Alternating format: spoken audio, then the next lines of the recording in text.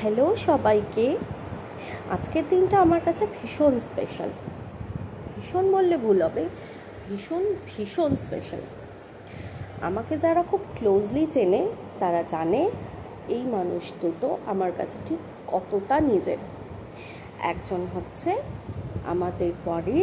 আমাদের পরের জেনারেশনের বড় ছেলে, আরেকজন হচ্ছে সেই জেনারেশনের সবথেকে ছোট মেয়ে। আজকে বাবানের বার্থডে। হ্যাঁ, বাবান হচ্ছে আমার ছোটদার ছেলে, আমার সব থেকে প্রিয় বন্ধু বলতে গেলে বাবানের বার্থডে আজকে। তো সেই হিসাবে সেলিব্রেশন তো হতেই হবে। সকাল থেকেই শুরু হয়ে গেছে, সকাল বললে ভুল, আগের দিন রাত্রি থেকে শুরু হয়ে গেছে আমাদের প্রিপারেশন। এই যে সকালে কাটাকুটি বাটাবুটির মধ্যে মাম্পাই অলসো রেডি গোছগাছ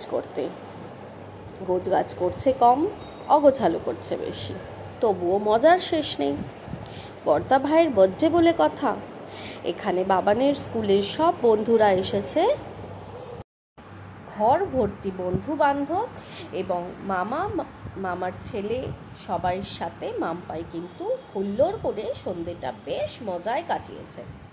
কেক কাটিংয়ের টাইমে বন্ধু বান্ধবদের এতই ভিড় ছিল যে আমরা দাঁড়ানোর জায়গাই পাইনি। তো যাই হোক, মাম্পাই এইসবের মধ্যে আবার ঘুমও পেয়ে গেছে, কিন্তু তারপরেও মজায় কোনো খামতি ছিল না। এইভাবেই হাসতে হাসতে আমরা সুন্দর করে সন্ধ্যেটা কাটালাম। ও হ্যাঁ, বলতেই ভুলে গেছিলাম, বাবানের কিন্তু এবার ক্লাস 9।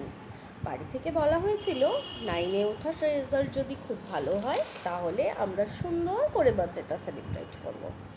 সেই অনুযায়ী বাবানের রেজাল্ট খুব ভালো হয়েছে, সেই তার রেজাল্ট হিসাবে, তার ফল হিসাবে এই সেলিব্রেশন। প্রতি বছরই আমরা বাবানের বার্থডে খুব ভালোভাবেই কাটাই, কিন্তু এইবার যেহেতু একটু বড় করে হয়েছে, বন্ধু বান্ধব নিয়ে হয়েছে, আরও অনেকে এসেছিল, সেই হিসাবে খুব সুন্দরভাবে আমরা সন্ধ্যেটা কাটিয়েছি। যদিও আমরা ভীষণ টায়ার্ড হয়ে গেছিলাম, তবু মজা করলে তো বেশ ভালোই লাগে, তাই না? আবার দেখা হবে অন্য কোনো ভিডিওতে। টাটা।